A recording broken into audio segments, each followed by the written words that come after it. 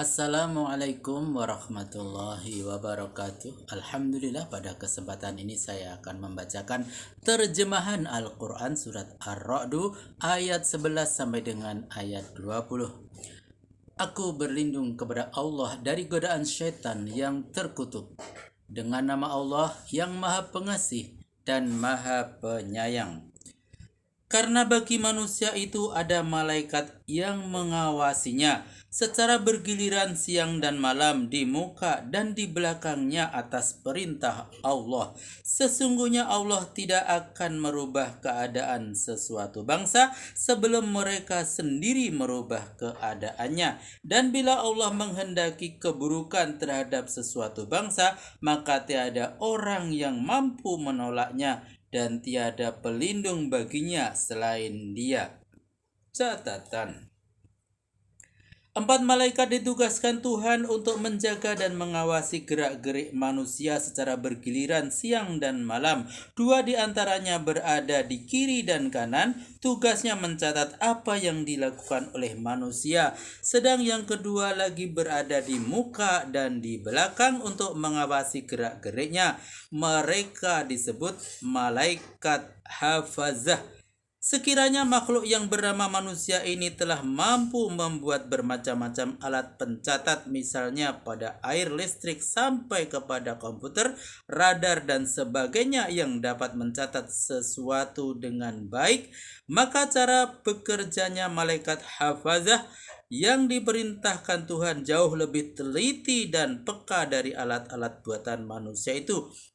Namun jangan diartikan Tuhan tidak mengetahui apa yang dilakukan oleh manusia tanpa catatan malaikat hafadzah. Catatan malaikat hafadzah gunanya untuk menjadi bukti di akhirat nanti sekiranya manusia yang berdosa memungkiri kesalahannya.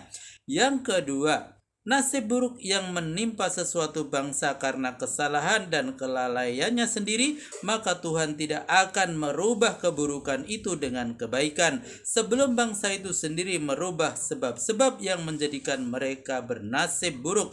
Sebaliknya, nasib baik berupa kesejahteraan dan kemakmuran yang telah dinikmati sesuatu bangsa tidak akan lenyap dari bangsa itu selama mereka tidak bertindak aniaya dan permusuhan yang merusak tata pergaulan umum yang menyebabkan mereka telah menikmati kesejahteraan dan kemakmuran.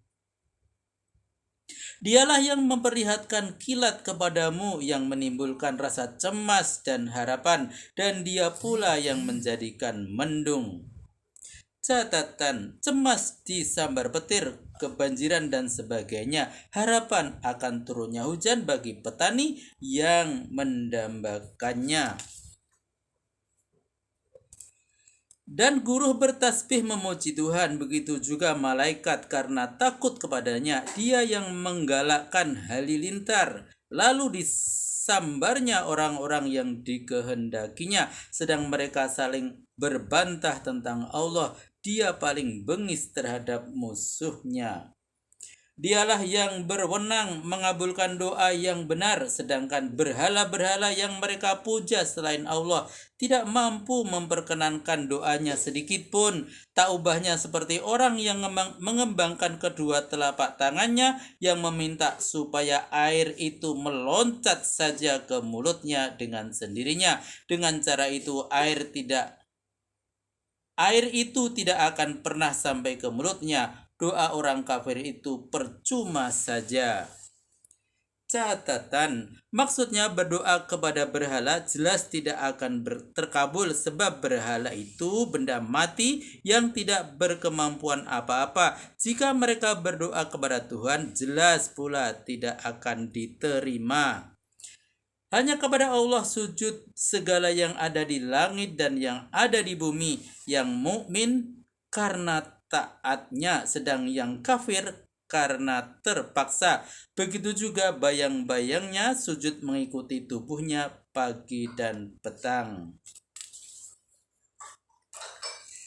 Tanyakanlah kepada para penyembah berhala itu, siapakah Tuhan yang mengayomi benda-benda angkasa dan bumi? Jawabnya, Allah. Tanyakan pula, patutkah yang selain Allah itu kamu ambil jadi pelindung yang tidak mampu memberi manfaat maupun menolak bahaya bagi dirinya sendiri? Selanjutnya tanyakan pula, samakah orang yang buta dengan orang yang punya penglihatan? Atau samakah gelap gulita dengan terang benderang? Atau apakah berhala-berhala yang mereka jadikan sekutu-sekutu Allah itu mampu menciptakan sesuatu seperti ciptaan Allah sehingga kedua ciptaan itu sama dalam pandangan mereka? Katakanlah, Allah adalah pencipta segala-galanya dan Dia Maha Esa dan Maha Perkasa.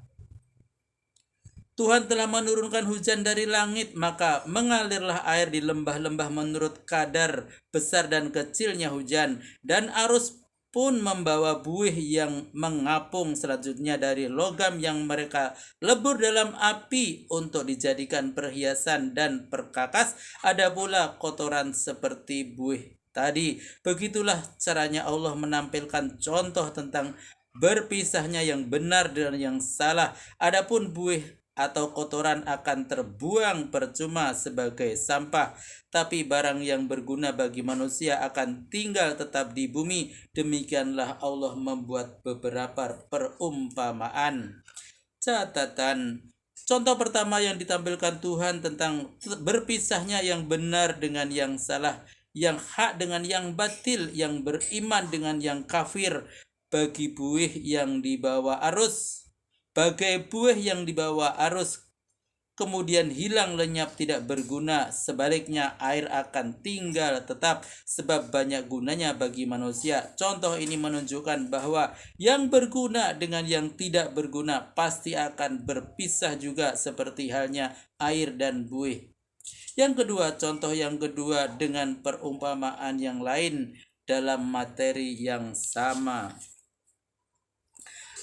Bagi orang yang mentaati panggilan Tuhannya disediakan pahala yang baik. Sebaliknya bagi orang yang tidak memenuhi panggilannya tersedia pula baginya bermacam siksa, di antaranya sekalipun mereka memiliki segala yang ada di bumi dan ditambah sebanyak itu lagi, tentu mereka akan menebus dirinya dengan kekayaan itu. Setelah melihat betapa hebatnya siksa, mereka mendapat penilaian buruk dalam perhisaban dan tempat kediaman dalam jahanam, tempat tinggal yang paling buruk. Apakah orang yang mengetahui bahwa yang diturunkan kepadamu adalah kebenaran dapat disamakan dengan orang yang buta hatinya? Sebenarnya orang yang berpikiran sehat jualah yang dapat menerima pengajaran.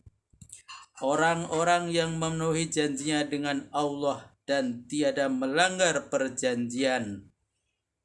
Catatan: maksudnya menunaikan kewajiban-kewajiban yang dibebankan Tuhan kepada manusia, baik dalam hubungan antara manusia itu sendiri dengan Tuhannya maupun dalam hubungan antara sesamanya. Yang kedua, maksudnya tidak melanggar janji yang telah diikrarkan oleh manusia terhadap Tuhan, misalnya beriman, dan tidak melanggar janji yang diperbuat oleh manusia itu dengan sesamanya, misalnya dalam hal jual beli dan bermacam-macam janji lainnya. Maha benar Allah dengan segala firman-Nya. Alhamdulillah telah kami bacakan terjemahan Al-Quran surat Ar-Ra'd ayat 11 sampai dengan ayat 20. Semoga bermanfaat dan sampai jumpa pada video berikutnya. Billahi taufiq wal hidayah. Wassalamualaikum warahmatullahi wabarakatuh.